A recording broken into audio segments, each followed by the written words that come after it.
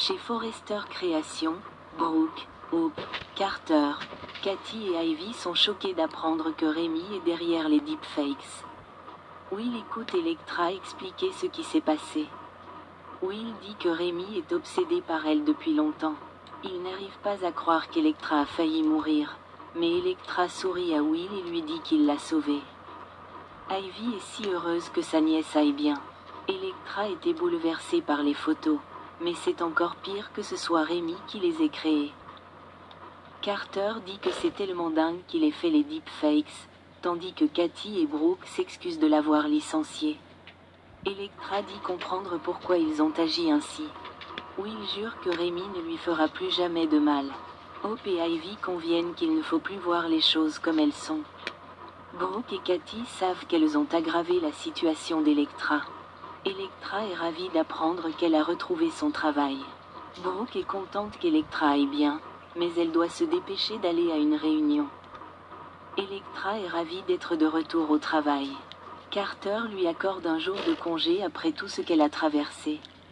Ivy lui conseille de commencer à vivre la vie qu'elle mérite. Hope et Carter félicitent Will d'avoir soutenu Elektra, qui le considère une fois de plus comme son héros. Plus tard, Will demande si Elektra va bien. Elle admet que voir les photos a été très dur. Mais elle a ensuite réalisé que c'était Rémi depuis le début. Elle a l'impression qu'elle aurait dû savoir ce qui se passait. Mais Will souligne qu'il a fait passer cela pour une coïncidence et qu'elle était la victime. Il est content que Rémi soit puni pour cela. Will et Elektra se remémorent ce qui s'est passé dans un flashback. Elle est si heureuse qu'il soit arrivé à temps, et ils sont heureux que Rémi ait été arrêté. Elektra demande comment Will a su que les photos n'étaient pas réelles. Will dit qu'il savait qu'Elektra ne ferait jamais une chose pareille, même s'ils ont trompé Brooke et Cathy. Tout ce qu'il sait, c'est qu'il ne peut pas la perdre. Chez Steffi, Taylor et elle déjeunent ensemble. Steffi remarque que Taylor est rayonnante, après avoir passé autant de temps avec Ridge. Steffi rappelle à sa mère à quel point elle a toujours été bien avec Ridge, l'encourageant à être ouverte à l'idée de retrouver Ridge. Elle pense que Ridge est sa personne. Taylor admet que c'est agréable de renouer avec Ridge, mais elle sait que Brooke est toujours là et qu'elle intervient toujours. Taylor craint que Brooke fasse quelque chose pour attirer l'attention de Ridge, mais Steffi rejette l'idée, pensant que Brooke est Brooke. Taylor plaisante en disant que Steffi ressemble à sa grand-mère dans sa façon de parler de Brooke. Elle ignore ce que Brooke fera ensuite, mais elle est sûre que Brooke essaiera de reconquérir Ridge. Steffi comprend pourquoi Taylor se méfie de Brooke, mais elle pense que les choses seront différentes cette fois-ci après sa trahison.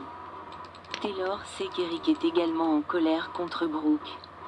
Et elle dit que leur colère est justifiée. Mais elle souligne qu'après tout ce que Brooke a fait, elle est toujours là et elle ne serait pas surprise si Brooke complotait actuellement.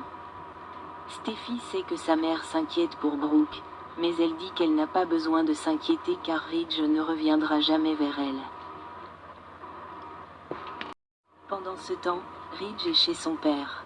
Il informe Eric que leurs avocats se heurtent à un nouveau mur dans leur lutte contre la SARL.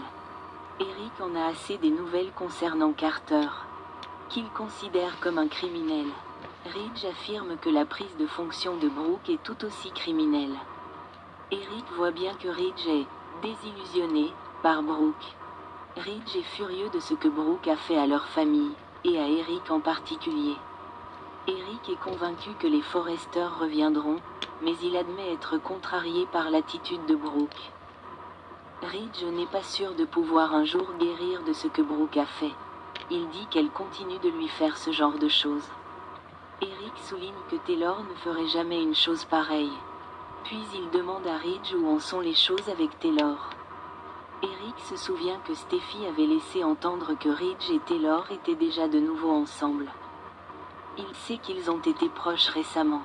Eric demande si cela pourrait vraiment être la fin pour lui et Brooke. Brooke entre à ce moment-là. Elle dit qu'elle sait qu'ils sont en colère contre elle. Mais une fois qu'ils l'auront écouté, tout changera pour eux. Après le départ d'Eric, Ridge se déchaîne à nouveau sur Brooke. Elle dit qu'elle n'aime pas voir Ridge bouleversé et blessé, mais elle est aussi blessée d'avoir vu Taylor. Ridge lui conseille de ne pas parler de Taylor. Alors elle change d'avis et affirme qu'elle a tout fait pour récupérer l'entreprise pour sa famille. Il n'a pas l'air convaincu. Ridge ne comprend pas de quoi Brooke parle. Il a vu la vidéo. Elle a essayé de lui expliquer l'autre soir, mais Ridge n'a jamais entendu toute l'histoire. Elle explique qu'elle avait besoin d'accepter ce poste pour se rapprocher de Carter et avoir accès à l'entreprise, modifiant finalement les documents pour faire de Ridge le gérant de la SARL. Elle ne soutient pas ce que Hope et Carter ont fait et elle fait tout cela par amour pour Ridge. Elle rappelle à Ridge Rome et ce qu'il a vu par le trou de la serrure. A-t-il vu son Logan? Un flashback montre Ridge et Brooke s'embrassant à Rome. On peut tout supporter, dit-elle. Je suis toujours ton Logan. Elle le supplie de ne pas retourner auprès de Taylor et de ne pas renoncer à leur destin.